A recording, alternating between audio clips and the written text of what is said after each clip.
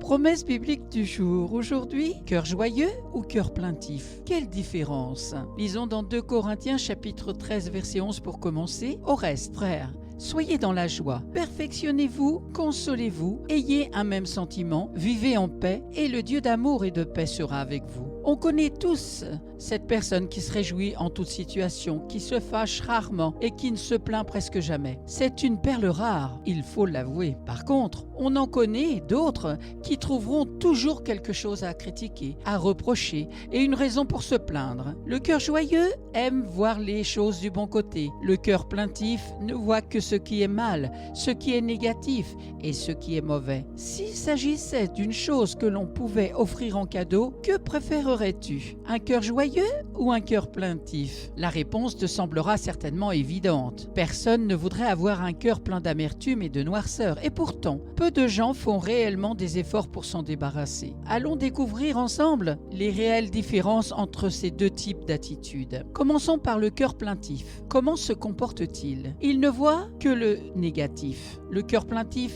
ne voit que le mal en toute chose. Il focalise son attention sur ce qui manque, sur ce qui ne va pas, sur ce qui ne lui convient pas. Même lorsque les choses vont bien, il se plaint à tel point que cela devient une habitude, voire une obsession. Par ailleurs, quand il ne trouve plus de choses à critiquer, il use de sa créativité et de son imagination pour en créer lui-même.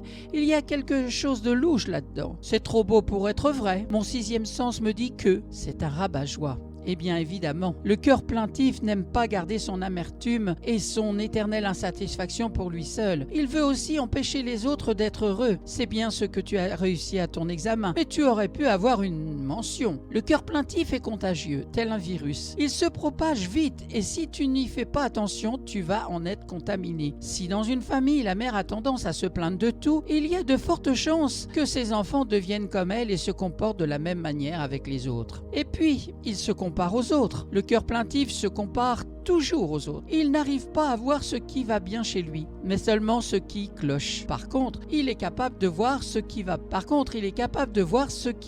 bien chez les autres. Oui, c'est peut-être un bon salaire, mais c'est rien du tout comparé à pourquoi mes enfants ne sont-ils pas aussi intelligents que ceux de mon mari ne fait jamais de cadeaux, pas comme celui de il a de la chance d'avoir grandi dans une famille aussi riche. Ce que la personne ignore, c'est que la vie de ces gens n'est pas aussi parfaite qu'elle ne le pense. Des échecs, on en connaît tous. Des problèmes, il y en a chez toutes les familles. Des imperfections, on ne peut pas y échapper puisque nous sommes des humains. Si tu attends le jour où tout dans ta vie marchera enfin comme sur des roulettes pour être heureux, alors tu vas être déçu. Il ne connaît pas la valeur réelle de ce qu'il possède. Le cœur plaintif ne fait pas de distinction de milieu de vie ou de classe sociale. Tu peux rouler dans une belle voiture et continuer à te plaindre de ta misère. Dieu peut te bénir en te donnant une famille heureuse qui t'aime et qui prend soin de toi et continuer à te plaindre d'être seul. La raison est simple, tu ne réalises pas la valeur de ce que tu possèdes. Tu n'as pas conscience des grâces et des bénédictions qui t'ont été destinées. Ainsi, tu te plains de la situation professionnelle alors que ton voisin est un chômeur. Tu te plains de ta vie familiale alors que d'autres sont orphelins. Tu te plains de tes études alors que beaucoup auraient voulu continuer les leurs. Il ne fait que perdre et échouer. Puisqu'il ne réalise pas la valeur réelle de ce qu'il possède, alors il n'y attache pas trop d'importance. Résultat, il risque de perdre son travail. Il va échouer dans ses études. Il cumulera des pertes et des échecs. Et quelques années plus tard, il réalisera enfin ce qu'il a perdu. Le cœur plaintif nous fait entrer dans un cycle vicieux où plus rien ne nous satisfait. Rien ne semble marcher et tout nous déçoit. Nous verrons la prochaine fois le cœur joyeux. Comment est-il? Terminons avec un verset sur la confiance en Dieu dans Proverbes chapitre 3 versets 5 à 6. Ne te fie pas à ta propre intelligence, mais place toute ta confiance dans le Seigneur. Appuie-toi sur lui dans tout ce que tu entreprends et il guidera tes pas. Amen.